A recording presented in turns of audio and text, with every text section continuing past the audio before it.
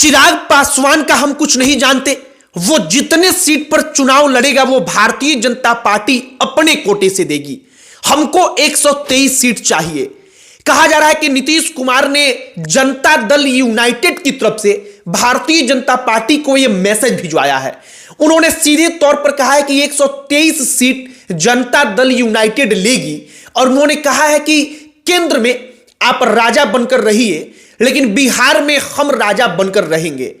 नीतीश कुमार के बारे में कहा जा रहा है कि जो चुनाव के बाद उनके पद को लेकर मतलब मुख्यमंत्री की कुर्सी को लेकर सवाल उठेगा, उस सवाल को वो चुनाव के पहले ही सीट बंटवारे में ही खत्म कर देना चाहते हैं। मतलब अगर भारतीय जनता पार्टी उनसे कम सीट पर चुनाव लड़ेगी तो चुनाव के बाद उसकी हैसियत होगी ही नहीं कि वो नीतीश कुमार के टोटल विधायक जो जीत कर आएंगे उनके सामने खड़ी हो जाए, क्योंकि जेडीयू ज्यादा सीट पर लड़ेगी तो ज्यादा विधायकों को चुनाव जिताएगी। और कहा जा रहा है कि चिराग पासवान का इसमें क्या होगा, यह सबसे बड़ा सवाल है। बताया जाता है कि नीतीश कुमार की पार्टी ने 123 सीट अपने लिए रखा है। टोटल सीट है बिहार विधानसभा में 243। अगर आप 123 इसमें से घटा देते हैं तो वो बचता है 120 सीट, और 120 में से बीजेपी, चिराग पासवान, जीतन राम मांझी और उपेंद्र कुशवाहा। हम इसी पर बात करेंगे कि क्या वाकई में एनडीए में सीट बंटवारे को लेकर जो चल रहा है वो संभव है। नीतीश कुमार ने कैसे दिमाग लगाया है और चिराग पासवान के ऊपर जो छापा पड़ा, हुलास पांडे के ऊपर जो उनके करीबी नेता हैं उनके घर पर जो छापा पड़ा, ईडी ने जो छापा मारा, वो चिराग पासवान को इसी मामले में शांत करने के लिए पड़वाया गया था। जो ये तमाम चर्चाएं हैं उस पर हम आपको एक एक पॉइंट बताएंगे, एक एक डॉट कनेक्ट करके आपको हम बताएंगे कि आखिरकार एनडीए में कौन कितने सीट पर चुनाव लड़ेगा। आगे बातचीत करने से पहले हमारा नमस्कार स्वीकार करिए। हमारा नाम मोहित कुमार सिंह है और एक बात आप समझिए कि एनडीए के अंदर जो जितने ज्यादा सीटों पर चुनाव लड़ेगा, विधानसभा के चुनाव के बाद उसका कद उतना बड़ा होगा। मतलब कि चिराग पासवान अगर ज्यादा सीट पर चुनाव लड़ेंगे तो ही उनके ज्यादा विधायक जीत कर आएंगे। ज्यादा विधायक जीत कर आएंगे तो चीफ मिनिस्टर की जो कुर्सी है कम से कम उस पर उनका दावा मजबूत रहेगा। मजबूत रहेगा का मतलब कि उनके समर्थक ये कहेंगे कि ना चिराग पासवान में एक उम्मीद है। अब मान लीजिए कि चिराग पासवान के 15 ही विधायक हो तो चिराग पासवान चाहकर भी ये बात नहीं कह सकते। और नीतीश कुमार जो उनकी चीफ मिनिस्टर की कुर्सी है, मुख्यमंत्री की कुर्सी, इस पर जो उंगली चुनाव के बाद उठ सकता है, उस उंगली को, उस सवाल को सीट बंटवारे के दौरान ही खत्म कर देना चाहते हैं। अब कैसे, आप वो समझिए। कहा जा रहा है कि जेडीयू की तरफ से नीतीश कुमार ने कहा कि 123 सीट बीजेपी को मैसेज भिजवाया है कि हम लड़ेंगे, 120 में आप लोग बांट लीजिए। अब एक और बात कही जा रही है कि बीजेपी इसके लिए तैयार नहीं होगी तो दूसरा ऑप्शन जनता दल यूनाइटेड ने रखा है कि जीतन राम मांझी को और उपेंद्र कुशवाहा को हम अपने कोटे में से, मतलब कि 123 सीट में से हम दे देंगे, लेकिन 120 सीट में से भारतीय जनता पार्टी को चिराग पासवान को देना होगा। चिराग पासवान का जेडीयू कुछ नहीं जानती, इस प्रकार का रवैया बीजेपी के सामने नीतीश कुमार अपनाएंगे। अब इस बात को आप समझिए कि जीतन राम मांझी और उपेंद्र कुशवाहा को नीतीश सीट दे देंगे, लेकिन वो कह रहे हैं कि ये 10 से कम सीट होगी। मतलब कि अधिकांश जो मैक्सिमम हो सकता है वो मात्र 10 सीट होगा। इससे ज्यादा सीट हम जीतन राम मांझी और उपेंद्र कुशवाहा को भी नहीं देंगे। मतलब कि 123 में से अगर 10 आप घटा दीजिए फिर भी 113 सीट जेडीयू के पास अकेले बचती है। चिराग पासवान के बारे में एक बात तय है कि चिराग पासवान इस बार 10, 12, 14, 15 सीट पर नहीं मानेंगे। मतलब भारतीय जनता पार्टी के सामने वो लगभग 48 से 50 सीट का डिमांड कर रहे हैं और मानकर चलिए कि 40 सीट के आसपास में बात बन सकती है। भारतीय जनता पार्टी खूब दबाव बनाएगी तब। अब दबाव बनाने के लिए भारतीय जनता पार्टी ऐसा नहीं है कि कोई कसर छोड़ रही है।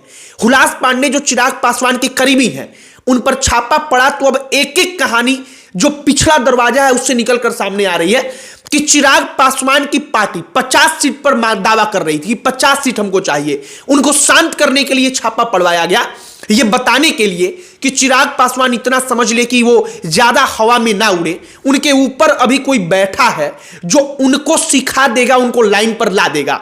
मतलब अमित शाह और नरेंद्र मोदी। अब एनडीए के अंदर सीट बंटवारे का जरा गणित समझिए। 243 टोटल सीट, 123 नीतीश कुमार इसलिए रखना चाहते हैं क्योंकि नीतीश कुमार को पता है कि भारतीय जनता पार्टी अगर इस बार भी उनकी पार्टी से ज्यादा विधायकों को सीट चुनाव में जिता लेगी तो नीतीश कुमार की कुर्सी पर खतरा मंडराएगा, नीतीश कुमार पर सवाल उठेगा। और जो जलालत उन्होंने 2020 से 25 इस 5 साल में झेला है, क्योंकि उनके विधायक कम थे, बार बार उंगली उठा, बार बार सवाल उठा, बार बार कहा गया कि ये मुख्यमंत्री हैं क्यों। ये जो जलालत है वो अगर मुख्यमंत्री भले वो 2025 के बाद बन भी जाएंगे फिर भी उनको झेलना पड़ेगा। और नीतीश कुमार इन तमाम चीजों का उपाय लेकर आते हैं कि हम ज्यादा सीट पर ही लड़ेंगे तो ज्यादा सीट पर ही हमारे विधायक चुने जाएंगे और बीजेपी से हम आगे रहेंगे।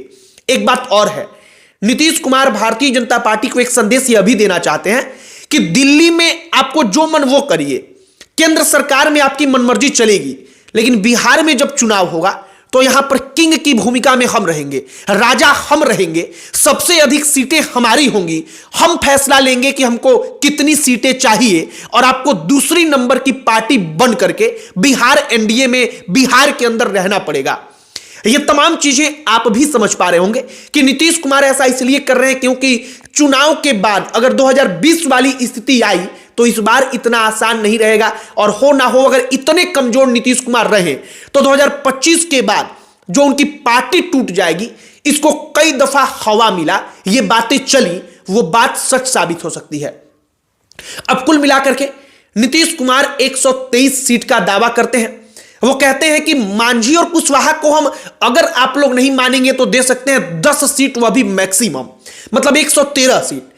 अगर बीजेपी चिराग को मनाएगी तो कम से कम 40 सीट अपने 120 में से देना पड़ेगा, मतलब बीजेपी के पास बचा 80 सीट। अब बीजेपी अगर 80 सीट पर ही लड़ेगी और जनता दल यूनाइटेड 113 सीट पर, तो निश्चित तौर पर जेडीयू के पास विधायकों को जिताने का मौका ज्यादा होगा। और अगर बीजेपी से ज्यादा विधायक जेडीयू के जीत कराएंगे तो निश्चित तौर पर नीतीश कुमार की कुर्सी पर कोई सवाल नहीं उठा सकता, बीजेपी की फिर वो हैसियत नहीं रह जाएगी। बाकी अब नीतीश कुमार की रणनीति जो है, हम सब जानते हैं कि वो कितने माहिर खिलाड़ी हैं।